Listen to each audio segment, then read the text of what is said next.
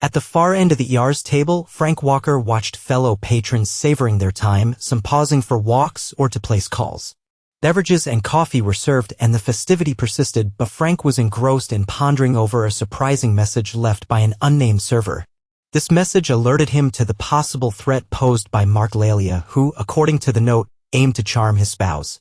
The alert took Frank by surprise, and upon scrutinizing the note again, he saw his spouse dancing with Lalia once more. This worried him, particularly when they vanished from sight a second time. Frank resolved to step in, yet before he could rise, the music ceased and he observed them exiting the dance area. Comforted by this, he settled back into his seat, anticipating Lalia to escort his wife back. Instead, they approached Mark's table and Frank watched them engaging in conversation with him and his acquaintances. Shortly after, Lalia departed and his wife, after saying goodbye to Frank and declaring her affection, made her way to the lavatories. As Frank observed his wife navigate through the dining area toward the corridor leading to the lavatories, he sensed that something was amiss with her statement about heading to the restroom. The oddity was in her pause and declaration of love, suggesting her departure was for reasons other than visiting the restroom. Frank stood and followed her, having barely taken a few steps when Lalia and his associates, as the note had cautioned, rose from their table and blocked his path. Frank Walker earned his living by resolving dilemmas for various organizations. Weekly, he would fly to different nations to rectify enterprises and diverse entities that had encountered turmoil in their administration, operations, or finances. Routinely, Frank dealt with egotistical and dominating high-ranking officials who climbed the ranks via scheming, bribery, lies, manipulation, and coercion. Daily, he faced obstinate managers and executives who exploited and intimidated employees, boasting about their sheer ruthlessness. When Frank intervened in these situations to implement changes affecting people's jobs and well-being, he often faced resistance, bullying, and even threats. He once received threats from a narcotics syndicate for his involvement in relocating a U.S. manufacturing firm from Mexico to Alabama, yet Frank remained undeterred and the move proceeded. Excelling in his profession, Frank thrived when confronting selfish, ambitious, merciless, and perilous individuals. It was essentially his forte. Thus, when Mark Lalia, imposing yet inexperienced, and his group confronted him, Frank swiftly managed to reverse the dynamics, making them feel intimidated. Never had they been so candidly informed of the repercussions of their actions until Frank did so, and they quickly made way for him. With Lalia's associates no longer obstructing him, Frank rushed after Brooke. Upon catching up, she was nearing the establishment's rear exit. "Brooke," he called out. She either didn't hear him or chose to ignore him but continued her stride towards the exit. Frank increased his pace, lessening the gap between them, and called out once more, "Brooke, where are you headed this time?" Brooke halted, turned to confront her husband with an irritated and inquisitive demeanor, questioning Frank's presence there. Observing her, Frank realized her behavior was unusually distant and clearly vexed that he had followed her. "I'll inquire about the same matter." "What are you doing here?" he queried Brooke. Brooke pondered for a short time before responding to Frank, "I want," but halted mid-sentence. Frank peered into her eyes and inquired once more, "Where are you headed, Brooke?" Brooke diverted her gaze from Frank, thinking to herself that this situation shouldn't have unfolded, he shouldn't be present. "Frank," Brooke began to articulate once again, but ceased as she needed to deliberate on what she was going to disclose to him. She recognized that fabricating a story was futile. She was compelled to confess the reality. She had to inform him of her destination, although it would be uncomfortable for her and cause Frank distress. Earlier that evening, Brooke encountered Mark Lalia by happenstance.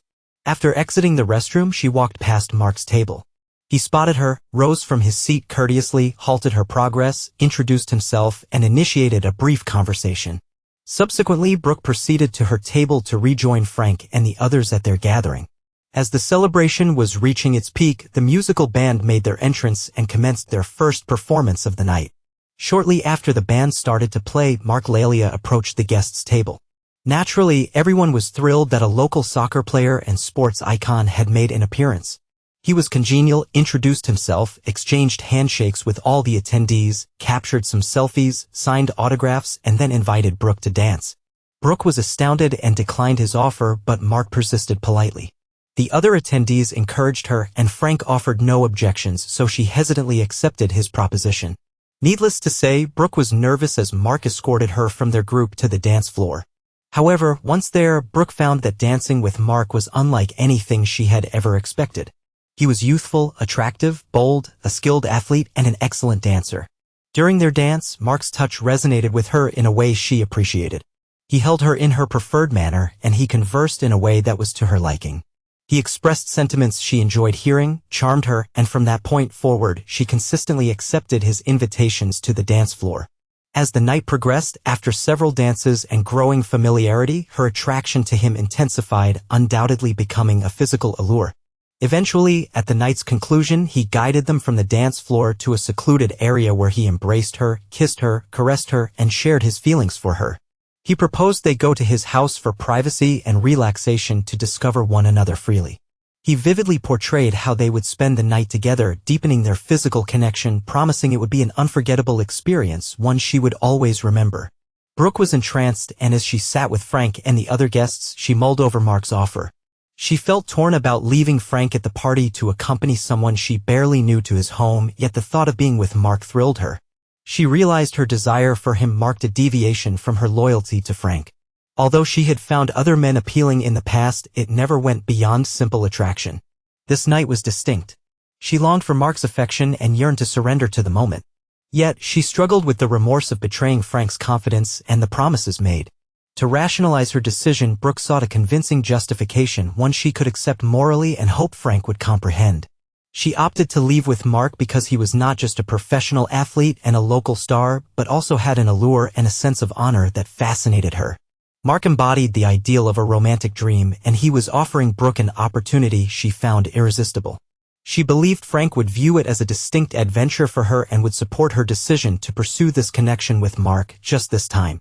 She expected he might be disappointed but would comprehend because he wasn't merely her spouse, he was her most trusted friend and partner, wishing for her to seize this singular chance with Mark. Brooke found solace in these thoughts, furnishing herself with justification she could accept and she hoped could also convince Frank. Yet, at her core, she recognized her choice to accompany Mark was driven by his bold assertion of her being his for the evening, sparking an instinctual longing she found undeniable. She determined not to miss out on such an exhilarating venture, reminding herself that beyond being Frank's partner, she was a woman with her own needs and wishes.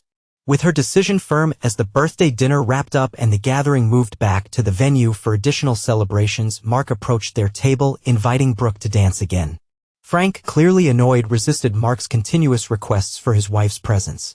Brooke adeptly navigated her husband's objections, agreeing to one final dance with Mark, pointing out her enjoyment of the tune. Mark expressed his gratitude to Frank for his patience before escorting Brooke to the dance floor's shadowy corners. There, Mark asked if Brooke was ready to leave. She confirmed with a laugh, admitting her capitulation to him unreservedly. As the dance ended, Mark led her back to their table to discuss their departure. He reassured her about her safety and vowed to address any concerns Frank might have, trusting his assurance. Brooke positioned herself at the rear exit ready to depart with him. Yet their plan was thwarted as Frank unexpectedly showed up at the back door, indicating a flaw in Mark's scheme.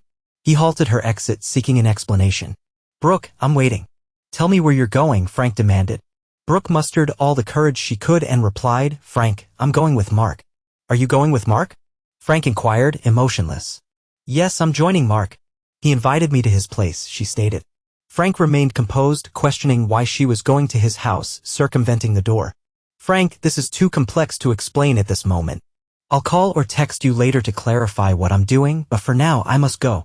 Mark is waiting," she explained. Frank persisted in his calm demeanor, refusing to let her pass and dismissing the idea of a later explanation, insisting on understanding her intentions immediately. "Oh God, Frank, please let's not create a scene over this. Just let me go and I'll clarify everything afterwards," Brooke pleaded. "No, Brooke, I need you to explain to me what's happening right now," Frank insisted, elevating his voice. Faced with Frank's insistence, Brooke became defensive, retorting, "Frank, you don't command me. Move aside and let me go." "No, Brooke, you're my wife and you're not leaving until you explain your actions," Frank countered. Realizing Frank's determination, Brooke understood she needed to reveal her intentions.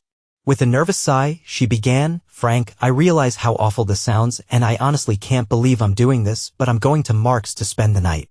She hastily added, "But Frank, it's only for tonight, and he'll bring me back tomorrow."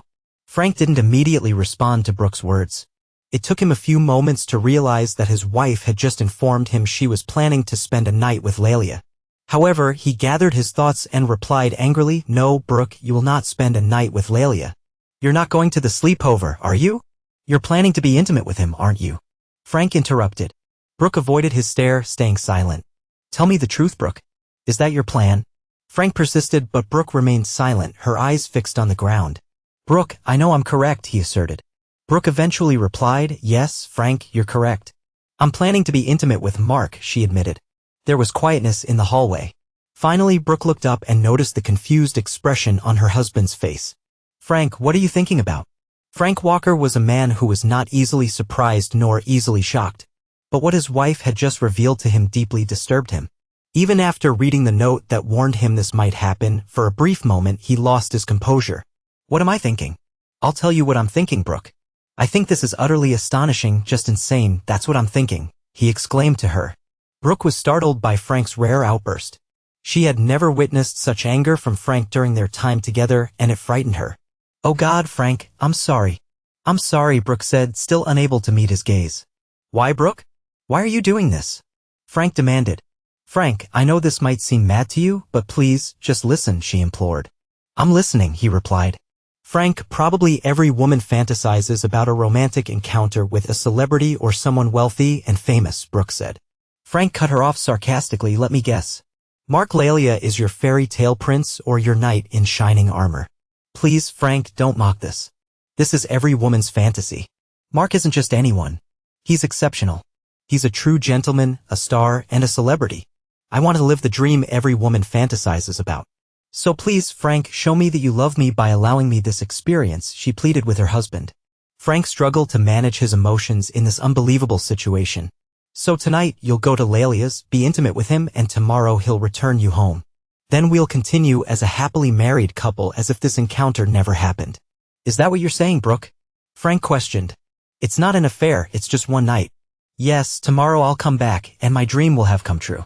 I will be happy and you will be happy because you supported me in this and we'll move on, she responded, hoping Frank believed her. But upon seeing his reaction, Brooke realized things weren't unfolding as she had hoped. So you're discarding me to be intimate with your charming prince, who you see as far superior to me, he stated. Damn, Brooke, that really hurts. Are you implying I'm not special, not a real man? He asked. No, Frank, you are special, you are a real man, she exclaimed in distress. Well, Brooke, then what did you mean? He queried. I'm not a professional athlete or a celebrity who supposedly knows the secret to pleasing a woman sexually, is that it? Brooke looked down. There's more to it, she mentioned. Then what's the issue? Are you bored with me? Frank asked. No, Frank, you're the greatest, she insisted. But again, Frank interrupted, I'm the best, yet you still need someone else, he stated. Yes, she admitted, her gaze still averted. So tonight you acknowledge that the person you desire is Mark Lalia, he said. As she conceded, still avoiding his look. So you've decided to spend the night with Mark Lalia, engaging in a night full of passion, he concluded. It's not about love?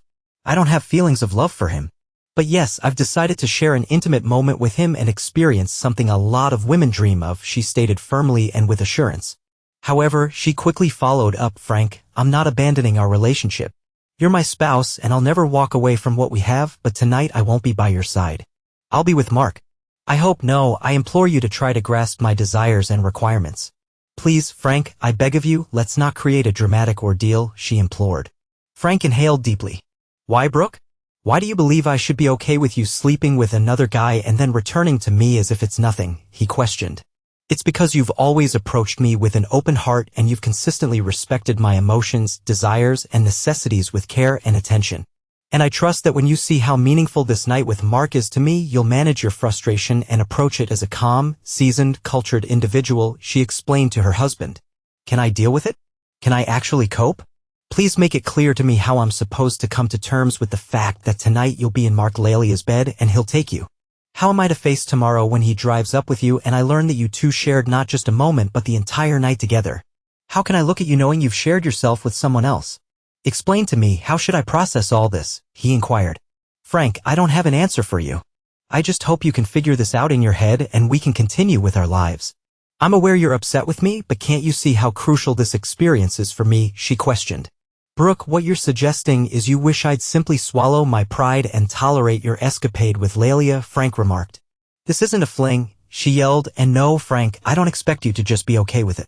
I'm asking you to acknowledge my emotions and necessities and to reconcile with them because of your love for me and because you're my closest companion, my kindred spirit, and you wish for me to have this unique encounter and experience I might never have again.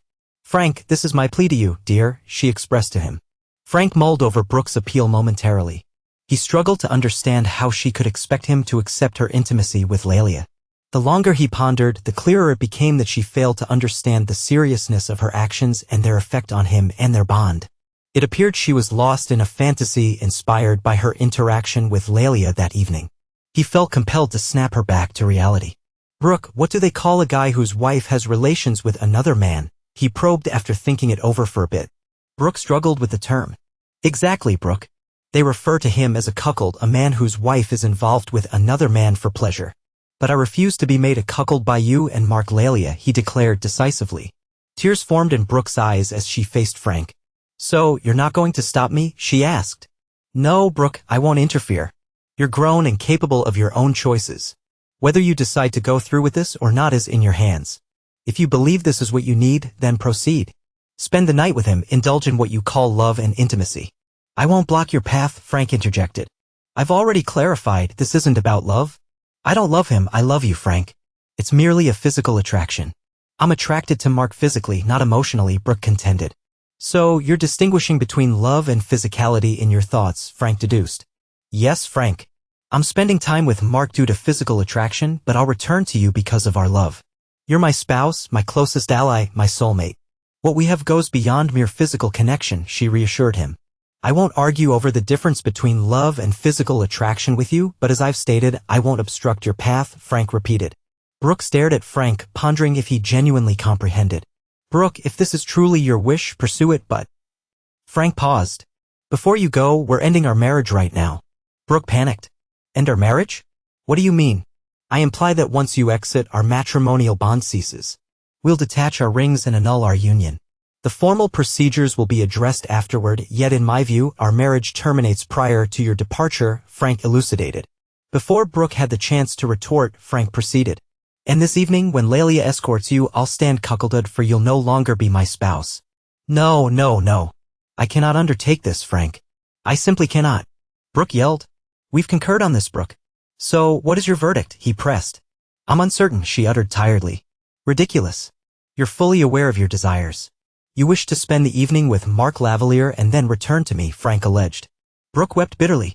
Are you serious? If I spend just one night with Mark, will you end our marriage? She inquired, her voice quivering. Absolutely, he confirmed with utmost seriousness. Brooke swiftly transitioned from panic to fury as she realized her justification for spending the night with Mark disintegrated right before her. Frank, do my sentiments and feelings genuinely hold so low value to you that you would instantly terminate our marriage over this without affording us an opportunity to resolve and proceed together? She questioned. Brooke, there's nothing to rectify here. The knowledge that certain matters in life are immutable and my spouse being intimate with another man is among them. I won't consent to an arrangement where you're intimate with Lelia and afterward we continue our lives as though it's trivial, he stated. So, my feelings, emotions, and necessities are meaningless to you, she remarked sarcastically. Brooke, merely moments ago you departed and left me, effectively discarding me without any clarification. Had I not pursued and halted you, you'd currently be en route to Mark Lavalier's residence for an intimate night. Thus, evidently, my sentiments and emotions are inconsequential to you. Why then should your feelings and emotions hold any significance to me, he questioned. The gravity of her choice struck Brooke. Oh my goodness, Frank, I'm profoundly remorseful. It never crossed my mind, she expressed. Darn it, Brooke, don't claim you didn't contemplate it, because you did. All I could think about was you getting ready for Lelia and the sensuous activities he had planned for you, Frank began. You certainly didn't consider my perspective, why you left your destination and your actions, he articulated. Oh God, Frank, please trust me. I had no intention of departing without informing you of my whereabouts. Upon arriving at Mark's, I intended to message you, elucidating my location and action, she explained. Message me? Really? Frank laughed. So you're saying while you're in bed with Lelia your intention was to message me? Frank, I regret leaving the gathering, but I chose to visit Mark Lavalier for some private moments, so I won't be returning home tonight. Good night and see you tomorrow. Is that it? Frank ridiculed. This is heartless, she remarked. Heartless, Brooke? It's heartless and astonishing that you made a momentary choice to abandon me, your husband, your closest companion, and your soulmate to spend a night with a man you've recently met, Frank conveyed. Brooke sobbed. What's truly heartless is your expectation for me to tolerate it as if it's insignificant. That's heartless, she protested. I'm so sorry, Frank. Sorry, I just didn't think, she stated. Well, Brooke, it's irrelevant now what you pondered or didn't and what you communicated or failed to because I intercepted you before you could leave and now I comprehend your intentions and you understand mine. We no longer need to guess. Now we must confront the reality, Frank said with resolution. Brooke gazed at Frank with a questioning look. And what's the key? She inquired. The essence is this, it's the exit and Lavalier awaits you outside. I presume he's growing impatient. The choice is yours, Frank decisively informed his spouse of 12 years. Without a moment's hesitation, Brooke declared, Frank, I won't walk through that door. I refuse to abandon you for him. I won't forsake our shared life for his benefit. I'm not that naive, Brooke explained to him. Frank observed her intently. Just a quarter of an hour ago, you seemed ready to leave through that door and accompany him. So what's different now? Or is everything essentially the same aside from the fact that you're hesitant to pursue a divorce? Frank inquired. Well, I mean, is it possible to assume that your urgent craving to be intimate with Lavalier has just vanished?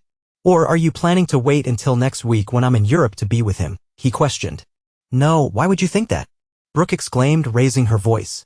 Are you planning on being unfaithful to me when I'm not around? He pressed. No. I have never been unfaithful to you. I would never betray you. I adore you, she declared loudly. But earlier tonight you were on the verge of being unfaithful. If I hadn't intervened, you would be betraying me at this moment for the second time, Frank recounted. The truth struck Brooke forcefully and she was suddenly confronted with the reality of her actions towards Mark. Oh my goodness, no. What was going through my mind? She yelled. So, what occurred? He inquired. I'm not certain, Frank. I'm completely bewildered. I can't grasp how I thought it was okay to go with Mark, believing it wouldn't be wrong or upset you, she admitted. Frank listened, yet his doubtful look didn't escape her. She realized she needed to be utterly transparent with him. Frank, I honestly don't know what got into me. It all started when Mark came up to our table asking me to dance and led me to the dance floor. He was so bold and insistent, constantly expressing his desire for me and how enjoyable it would be to be together in a romantic sense. Then he held me close, kissed me, and started to caress me, and Frank, I didn't resist. I didn't push him away, she confessed, with tears running down her cheeks. So, you motivated him, Frank pointed out. Yes, I motivated him. I'm deeply sorry, Frank, she sobbed. Then I persuaded myself that leaving with him was the correct choice and that you would comprehend and not mind if I went with him. All I can articulate is that I recognize I've made a huge mistake and I'm terribly sorry, she wept. Frank heard Brooke out and simultaneously pondered over the note the waiter had handed him. He reached into his pocket and presented it. Here, read this, he suggested. Brooke read the note, then gazed at Frank. Where did this come from? She inquired. The waiter handed it to me during our meal, he replied. Is this merely a trick he employs? Brooke wondered. That's what's written here, Frank explained. Brooke was astonished after reading the note. I can't fathom it, she remarked. He singled you out from the crowd and enticed you. He deceived you, Frank explained. Brooke repeatedly reviewed the note. Was what he did to me all just for amusement, she questioned. Yes, everything he told you was just for fun, Frank confirmed. Brooke felt devastated. She realized she was merely the target for this week's scheme, a prize to fulfill Lavalier's lust for married women. Last week it might have been a woman named Debbie, the following could be Sandy, but this week it's me. Brooke acknowledged her error in the distressing realization that she jeopardized her marriage. Frank, I feel nauseous, she uttered, turned, and hurried to the restroom. After throwing up multiple times, she washed her hands and face, seeing her reflection in the mirror looking completely worn out, mirroring the chaos of the evening. Exiting the restroom, Brooke saw Frank waiting by the exit. She approached him quickly and embraced him. Oh, Frank, I'm profoundly sorry. Please forgive my foolishness and naivety, she pleaded amidst sobs. Frank gazed at her and then uttered, Brooke, Laval caught you unawares. Then he charmed you to the degree that you believed engaging in intimacy with him would lead to no repercussions, that I would be indifferent if you engaged in a fleeting encounter with him. But now you've discovered the contrary. You now understand. So promise us we'll never find ourselves in this predicament again. Heading towards the exit, Frank noticed two of Lavalier's comrades were still present. Brooke, here, I need to converse with Lavalier's acquaintances, Frank declared. Please let it be. We don't require any further complications, Brooke urged. No, Brooke, I can't simply abandon us in this manner. And with those words, Frank departed, leaving Brooke by herself. Approaching Lavalier's companions, Frank said, "Gentlemen, we seek no trouble." One of his comrades expressed, "All right then, follow my directive. Inform your friend Lavalier that he was defeated today, that he's a failure. Inform him that Frank Walker will broadcast globally that Mark Lavalier is a failure," Frank commanded. Both of Lavalier's comrades gazed at Frank dumbfounded. "Sir, we cannot convey this to him. He'd annihilate us both," one remarked. "Do you prefer to confront me or him?" Frank inquired. "Sir, we wish for no quarrel with you," one replied. "Wise decision. Now one of you use the phone and relay my message. Do it now and mention that upon my departure it'd be prudent for him not to appear anywhere," Frank instructed. One of the men grabbed the phone, dialed Lavalier's number, and relayed Frank's message. Frank didn't catch the dialogue but sensed that Lavalier was seething with rage because his friend advised him against any rash actions, and then the conversation ceased. "What was his response?" Frank queried. "He said he would end you," one of the men responded. "Okay," Frank acknowledged. "Oh, Frank, I vow to you, after everything, I'll never allow another man near me," she asserted. Frank stared at her briefly, then responded, "Okay, and when we socialize as we did tonight, I'll endeavor to assist you in maintaining that vow. I should have intervened before Lavalier ensnared you, but I failed. Thus this fault lies with both of us and also with Lavalier, for he ought not to have pursued a married woman. So, Brooke, I absolve you and myself, but not Lavalier, and I'll confront him eventually. Oh, Frank, I'm grateful for your empathy, but please, let's disregard Mark.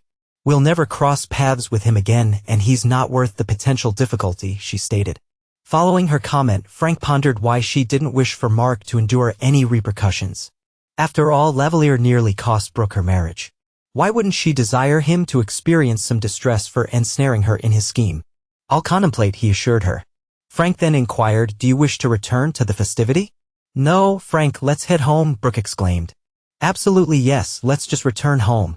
Frank and Brooke proceeded back through the corridor, re-entered the restaurant, and with that, Frank, his two companions, picked up Brooke and they departed the establishment and the bar. On the street, Frank handed the parking stop to the valet and then they, along with several other duos, awaited their automobile. During their wait, an SUV accelerated towards them, halting abruptly in front of them, and the passenger window descended. An irate Mark Lavalier was inside the SUV. "Come on, Brooke, you mentioned your desire to accompany me, so come on, enter the vehicle," Mark yelled. "She will not accompany you, Lavalier," Frank retorted. "I'm not conversing with you, elderly man," Mark yelled back at Frank. "Come on, Brooke, let's depart now," Mark persisted. "No, Mark, I can't accompany you this evening," Brooke replied to him. "Brooke, come here and enter the car, let's depart now," Mark yelled. "She won't accompany you. You were defeated in the game, you're a loser now. Leave this place, loser, and let us be," Frank informed Mark. Being labeled a loser in the presence of a crowd who were probably his supporters immediately angered Mark. "I'll prove who the real loser is," Mark yelled, exiting his SUV. Frank advised the crowd awaiting their vehicles to distance themselves as the situation might escalate. He then proceeded to the SUV's driver's side front, where he encountered Lavalier wielding a sizable semi-automatic pistol. Consumed by fury from losing Brooke and facing public disgrace, Lavalier was uncontrollable. Frank analyzed Lavalier's actions, bringing back memories of a spectacle in the Masai Mara, Kenya, where he observed a battle between a lion and hyenas over the lion's catch. Similarly, Lavalier had pursued Brooke for hours and then claimed her, intending to take her home for his gratification. However, before he could enact his plan, Frank intervened and rescued her. Now, like that lion, Lavalier was fixated on reclaiming her, indifferent to the measures required to accomplish his goal, even if it meant eliminating Frank.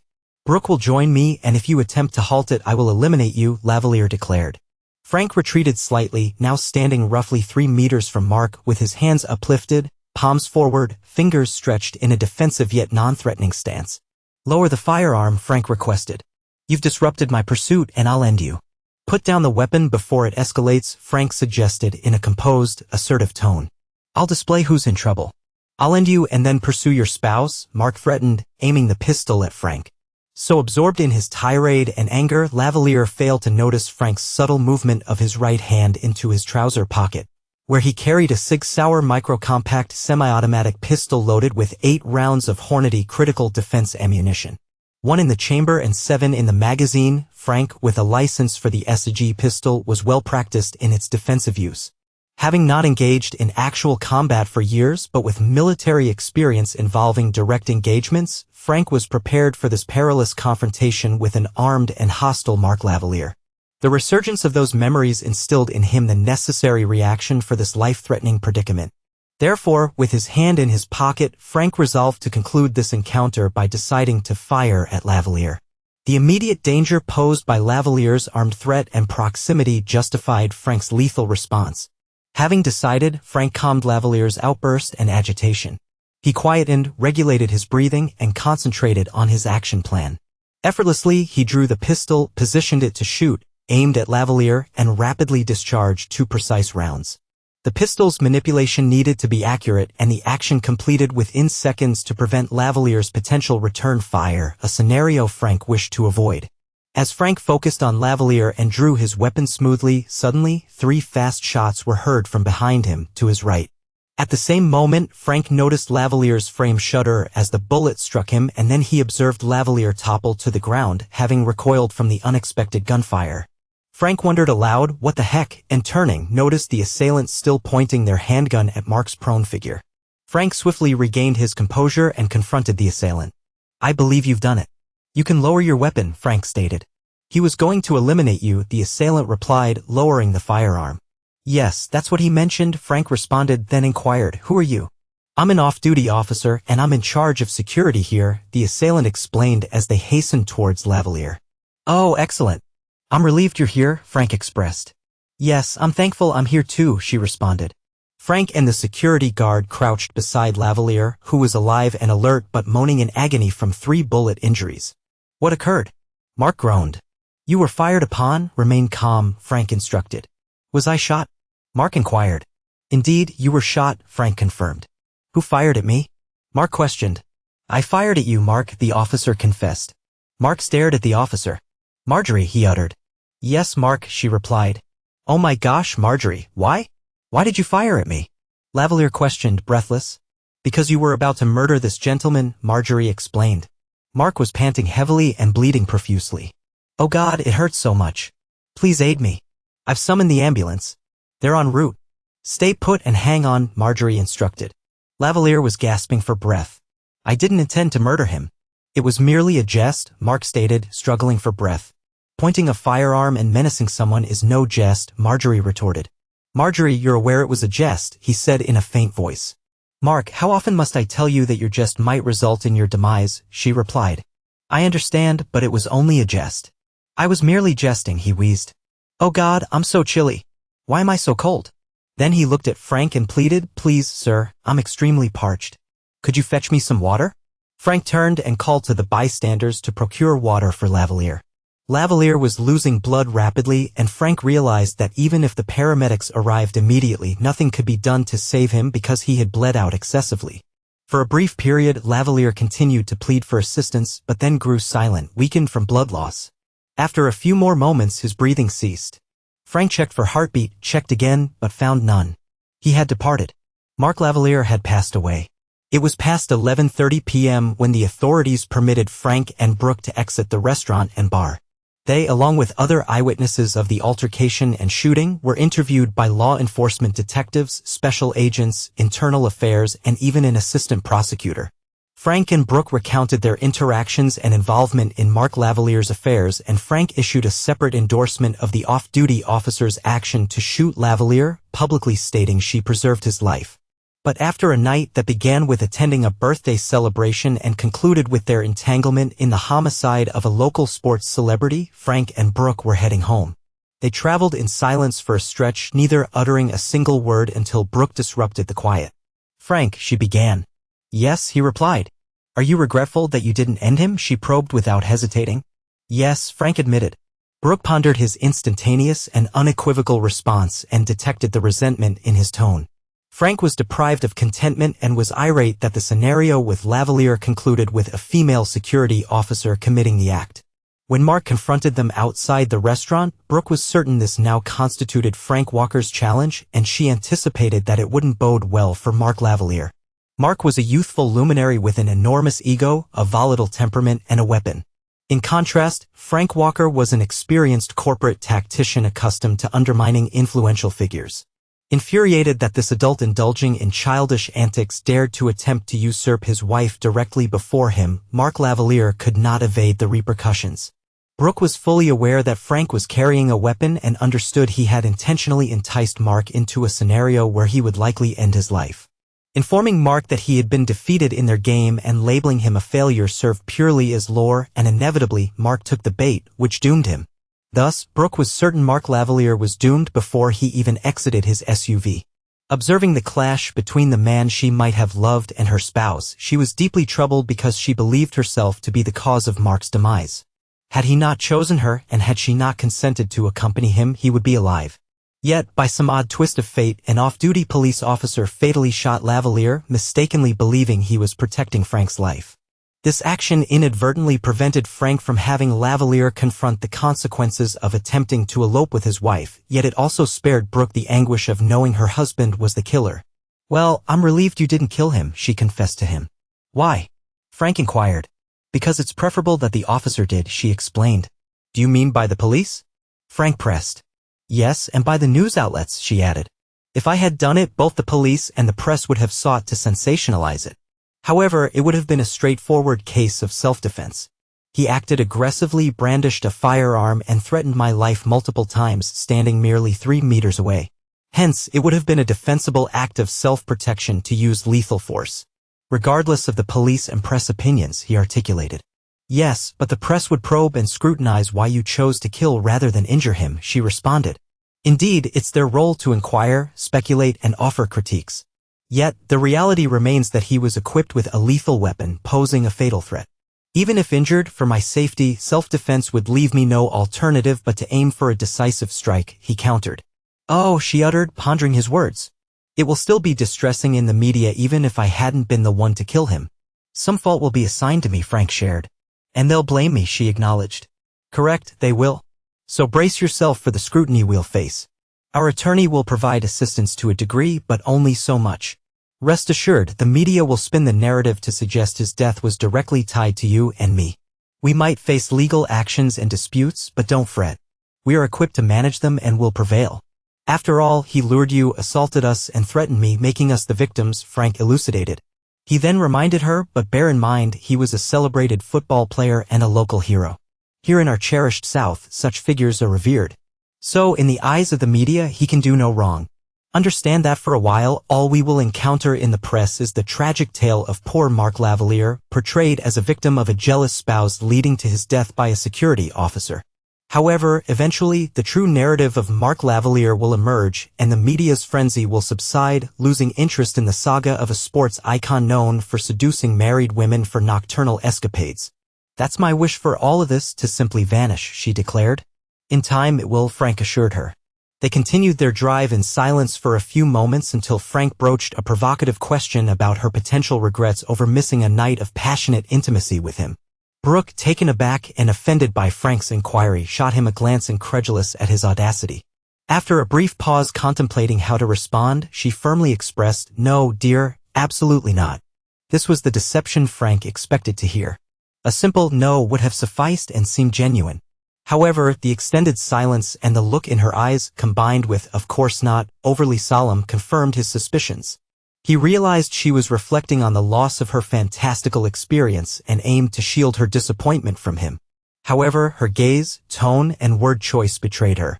Yet, Frank was not taken aback, for he understood that the interaction had rekindled and shattered the notion that she was merely a spouse, that she was a person with the freedom to seek pleasure with someone other than her husband. While they danced, during their dance, Lavalier engaged Brooke in discussions about desires that are often left unspoken, even between spouses. Brooke listened, and his words ignited her curiosity. Lavalier persuaded her that the ideal way to explore these taboo desires was with a companion with whom she could be completely open, candid, and unrestrained, a partner devoid of emotional bonds, someone experienced in decadence, guiding her in discovering the sensual aspects of her nature.